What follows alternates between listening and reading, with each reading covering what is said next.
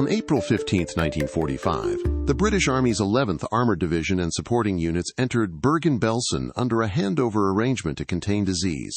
In front of them were roughly 60,000 emaciated survivors, wedged among tens of thousands of piled corpses. In the weeks that followed, nearly 14,000 more people still died from exhaustion, injuries, and typhus. At the end of that chain of horror stood 3 female guards soon to face the Belsen trial. Irma Gries, once wardress of the women's sector at Auschwitz-Birkenau before being transferred to Belsen. Elisabeth Volkenrath, the women's camp head wardress, directly overseeing discipline and selection, choosing who would be sent to die, and Johanna Bormann, the woman who often loosed her dogs on prisoners.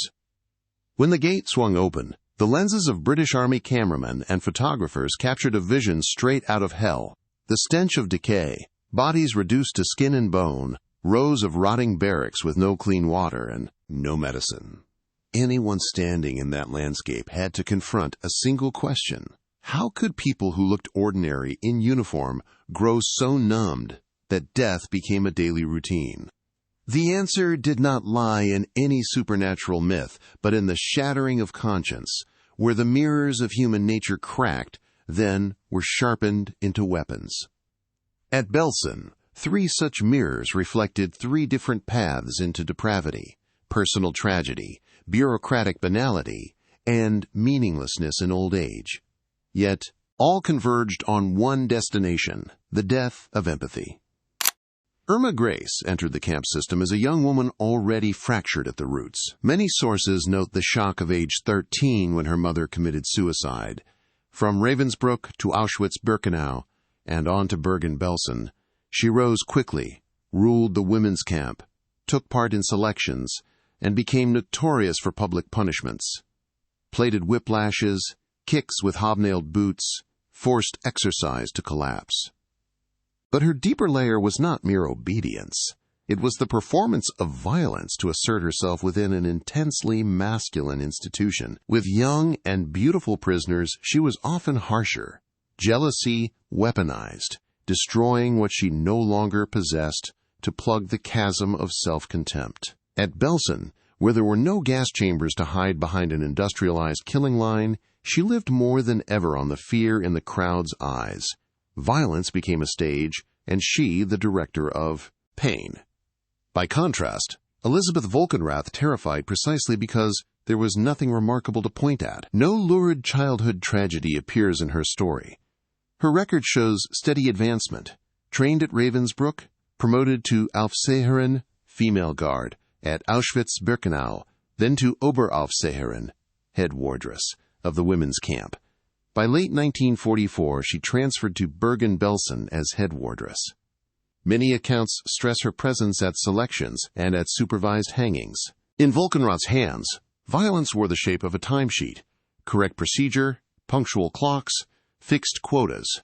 At Belsen, a camp collapsed in logistics, medical care, and water. Her management meant letting things be. In the middle of catastrophe, letting be was a methodical form of killing. This was the bureaucracy of death. People reduced to entries. Ethics replaced by habit. Moral boundaries not exploding but eroding until there was nothing left to break. Johanna Bormann appears like the shadow of a hollow old age. Born in 1893, once religiously inclined, she sought the SS for a paycheck, per her own testimony, moving through Lichtenberg, Ravensbrück, Auschwitz, Stutthof, and finally Bergen-Belsen. She was known as the woman with the dogs. Multiple testimonies recount her setting dogs on women prisoners. Violence here was indirect, a mechanism for psychological distance, so that the hands stayed clean, while the pain was fouled beyond measure. An elderly believer whose creed had cracked, she replaced faith with power, an empty identity filled with rank. In Bormann, one sees the machinery of self-dehumanization. Before turning others into objects, the perpetrator kills a part of the human being within herself. Outside the gate, the wind blew the smell of corpses back across the parade ground. In Belsen's coagulated silence, it was clear the mirrors had not shattered by themselves. A brazier glowed behind them, grinding the edges sharper day by day. That brazier was the camp.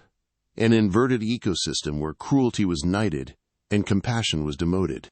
In the winter of 1943, in a freezing classroom at Ravensbrück, a wooden board chalked the words "Ordnung ist alles." That order was not a moral lecture. It was the operating code of a world where a whispered command could redirect the fate of an entire line.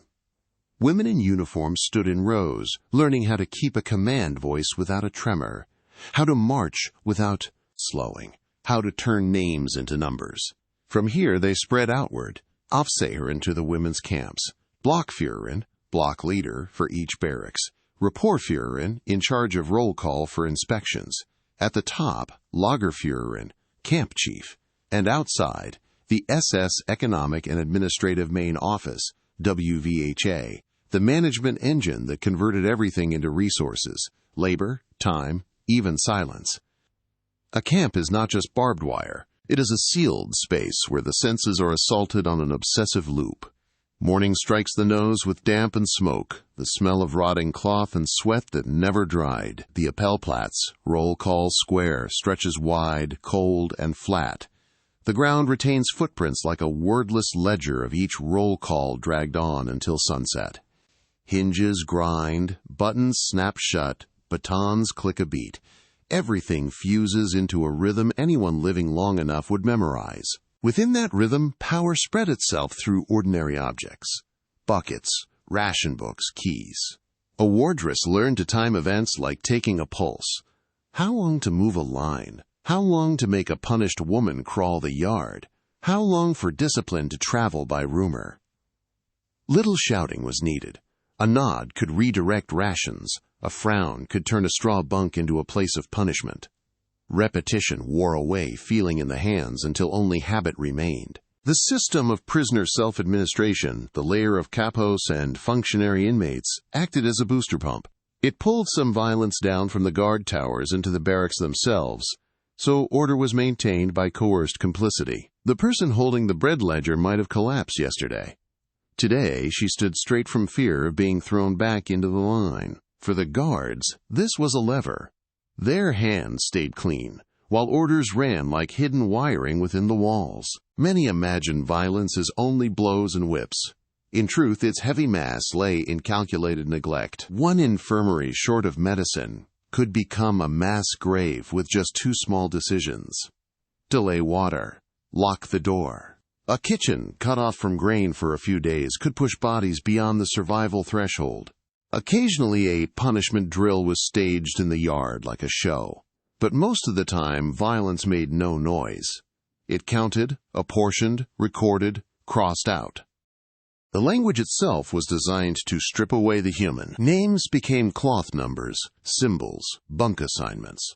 Acts were boxed into procedures. Pain was reframed as discipline violations. Death was entered as transferred. Those who gave orders spoke regulation. Those who carried them out acted from habit. After a while, neither side could remember which boundary had been crossed and when.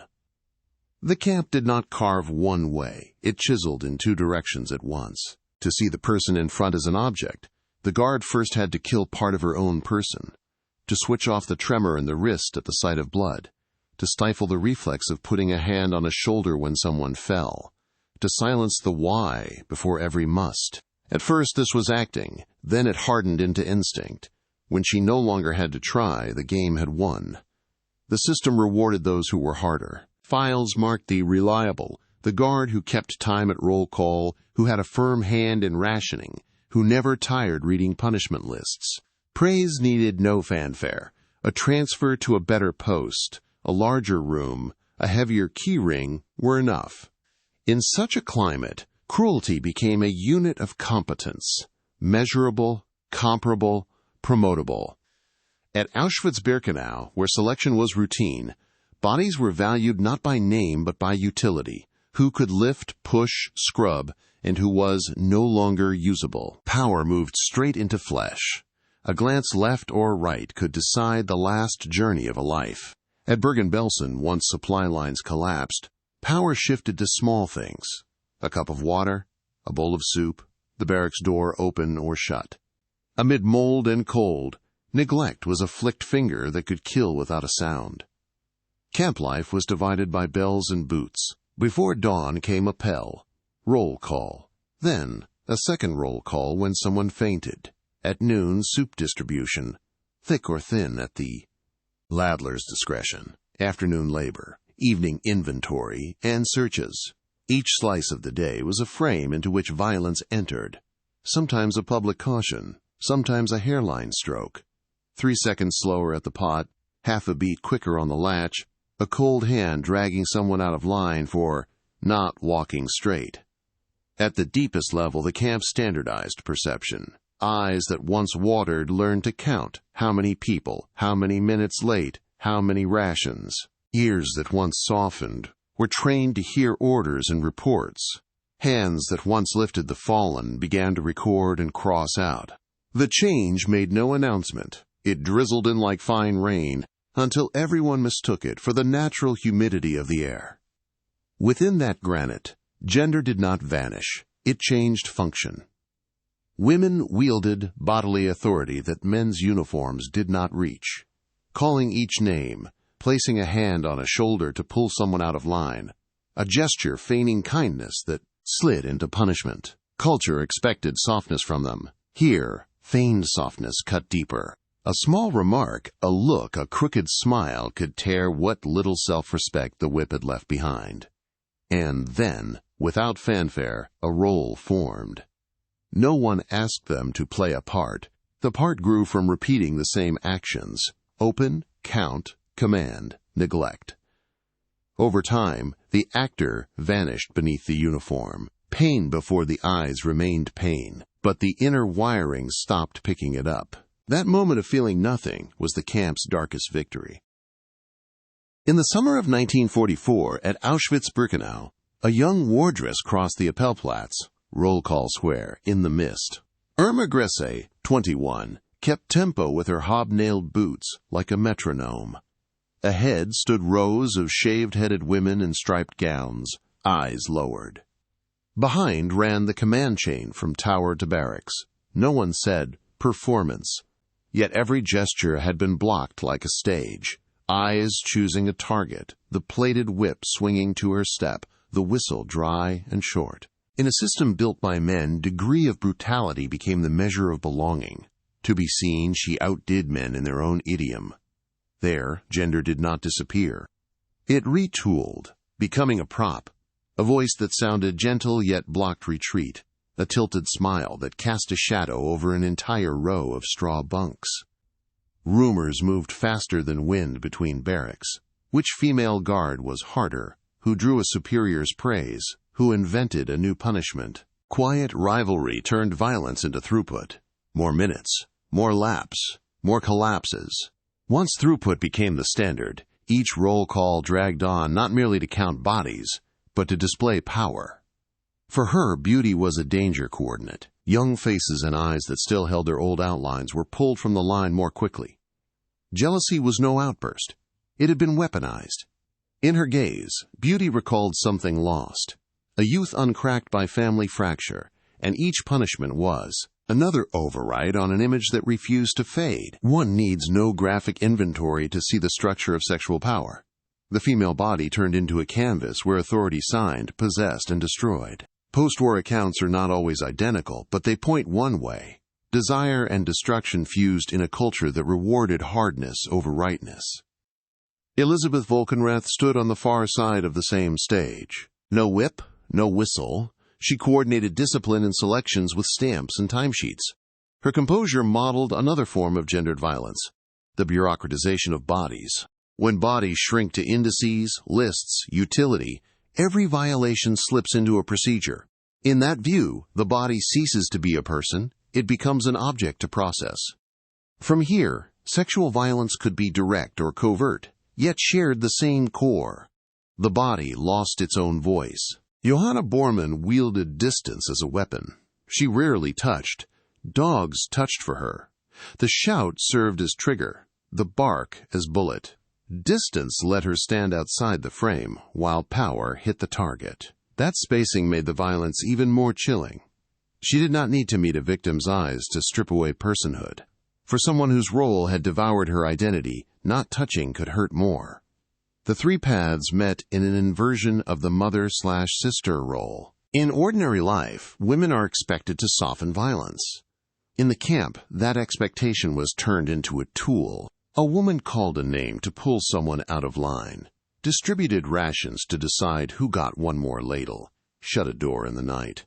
Wounds, therefore, carried a double shock, a blow from power, and the sight of the cultural shield, the image of protection, being smashed by the very person meant to carry it.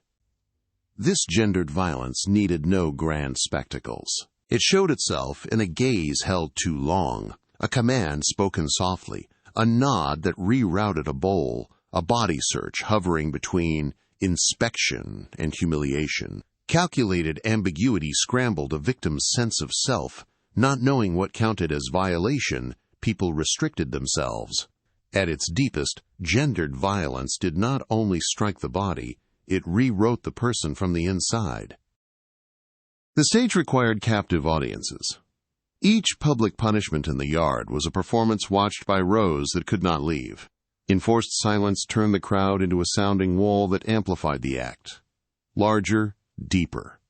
Over time, witnesses recalibrated their faces. No frowns, no raised chins, no direct looks.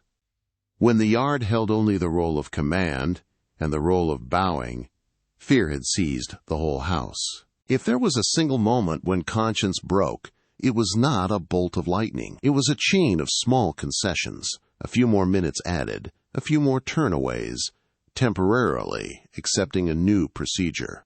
Those concessions coalesced into a work identity, then ate into the human identity. One day the perpetrator looked at pain and felt nothing. By then the role had swallowed the actor. The word Aufseherin was no longer a title. It had become another name for the self. By late 1944, as Bergen-Belsen buckled under hunger and disease, gendered violence shifted to its roughest, most tangible forms. A bucket, a bowl, a door.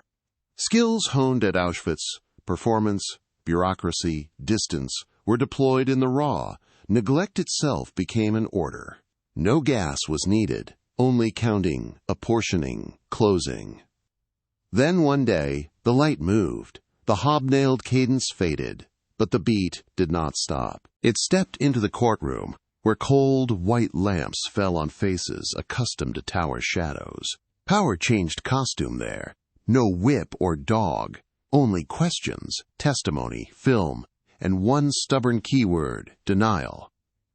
In September 1945, in the Lüneburg Town Hall, a British military court opened the trial of Kramer and 44 others. On the screen appeared mildewed barracks and mass graves. When the lights rose, the room returned to straight wooden benches and measured breathing. Between those two realities, words led the way. The language of denial took the stage first, only followed orders, only kept discipline, didn't know. 3 short phrases, flat, edgeless, like pebbles polished 1,000 times in an administrative stream. But film did not speak that syntax. It simply showed. In the space between saying and showing, each listener's conscience found its path. Irma Gries sat upright, blonde hair neatly coiled. As witnesses described punishment drills to the point of collapse and the left-right finger of selection, her expression did not change. It was not calm. It was the survival method of her role. Stillness to hold tempo, silence to control the air. Now and then, a sealed arrogance flashed at the back of her eyes, as if court was merely another stage and she still held the lead through silence.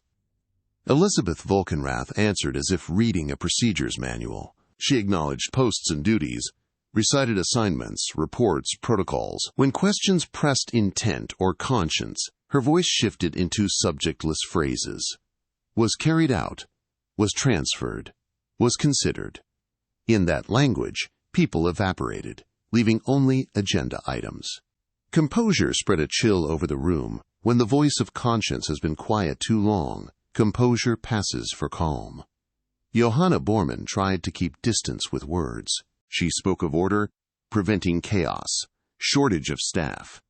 But at the stand, Distance shrank. Witnesses remembered the dogs by name, remembered the barking, remembered her figure blocking the barracks door, remembered a body falling on damp ground. When details came close enough, the defense thinned like blotting paper in water. Beneath the words, a psychology worked. Cognitive dissonance. To admit the truth, the accused would have to accept something unbearable. They had done the unacceptable. So the mind built a replacement reality, only obeyed, hated disorder, not people, kept discipline, knew nothing of death. That reality let the speaker keep breathing. But courts are not tribunals of ease. They are tribunals of fact.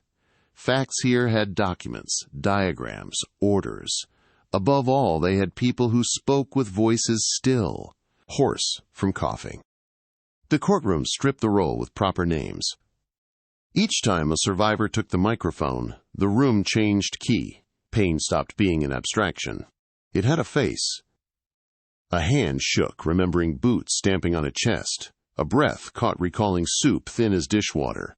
A very long silence fell when someone named exactly who loosed the dogs.